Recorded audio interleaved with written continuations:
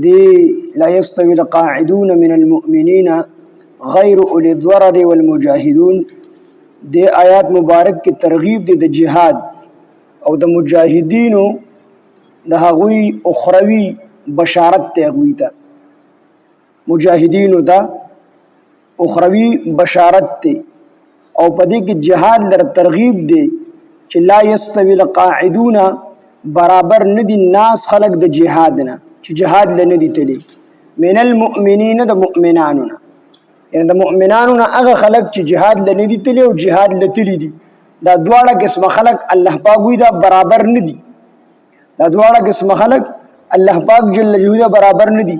ابن عباس رضی الله عنه فرمایي چې دا آیات د بدریین صحابه په حق نازل شوی یعنی هغه خلق چې کم جنگ بدر لاړل او جنگیدل کامیاب شو دا خلق او کم خلق چې د جنگ بدر نه پاتې شو دا کامیاب نه دي دا برابر نه دي دواړه کې ډېر لوی فرق دی دغه شان د اوسم چې څوک جنگيږي او جهاد کوي نو هغه خلق او چې کوم خلق بغیر د عذر نه په کورونو کې ناس دا برابر نه دي لا يستوي القاعدون برابر نه دي د جهاد ناس خلق من المؤمنین د مؤمنانو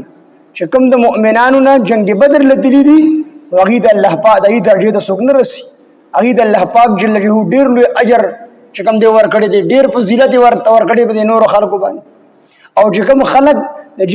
جنگ بدر نه پاتې شوی دي ابن عباس رضی الله عنه فرمایي نو دا دواړه چې کوم دی برابر نه دي لا يستوي القاعدون برابر نه دي د جنگ نه ناس خلق من المؤمنین د مؤمنانو نه غیر اولی الضرر چې د هغوی څه عذر نه وي چې د هغوی څه عذر نوی نو نبی علیہ الصلوۃ والسلام چې کله دا آیات نازل شو لا يستوي القاعدون من المؤمنين غير اولي الضرر دا آیات چې کله څنګه نازل شو نبی علیہ الصلوۃ والسلام فرمایل کاتب راو بلای زید بن ثابت رضی الله عنه کاتب الوحی ویلی راو بلای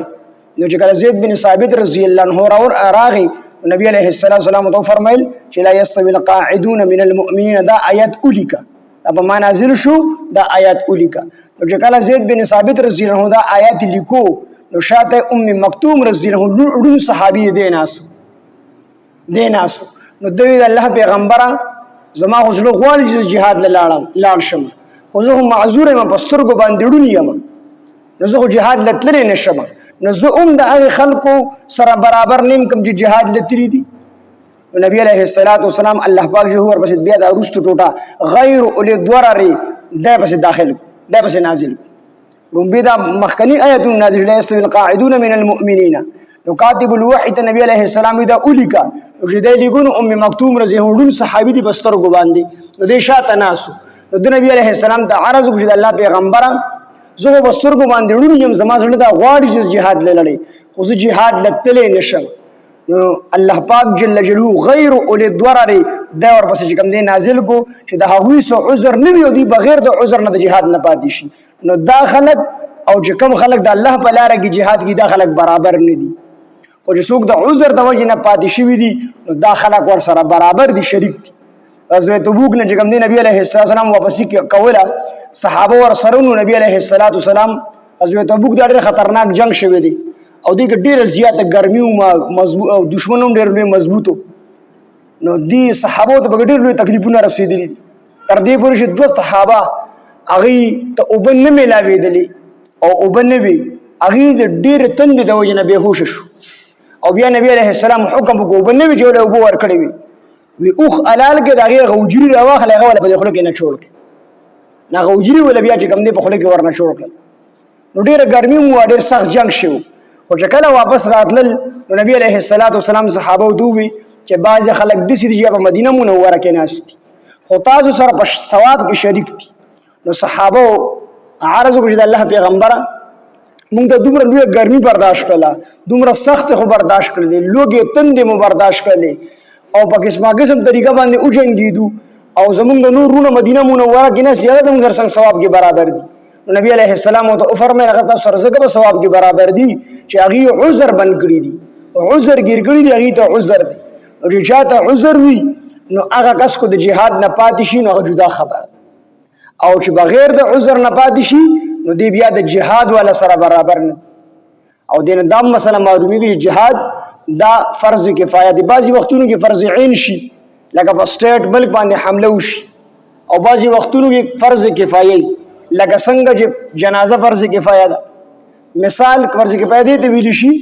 چې څه خلک هغه کار کوي او هغه خلک دغه کار د لپاره کافي کیږي، نور خلکو ته اجت نه وي، نو دا نور خلکو غاړه خلاصت. او کنه یو قسم د جهاد د لپاره نه وي، یو ډول د جهاد د لپاره نه جنگيږي، نو بیا د ټولو خلکو چې کوم دی غاړه نیول شي. هو کو دغه ډله کافي نه وي، نو په کوم ملک باندې چې حمله شوې ده نو د هغه ملک سره چې گاونډي کوم ملک دی په دې باندې بیا جهاد فرض عین دی چې د خپل ورونو مسلمانانو مدد وکړي. او کنه خواته ور سره دی ور سره یو ځای شي، بیا د نور خلکو د لپاره نه کافي کیږي، بیا هم د کافرانو مقابله نشي کولی، نو ورسره چې کوم بل ملک دی نو هغه ور سره ملاویږي د مسلمانانو سره. ان تر دې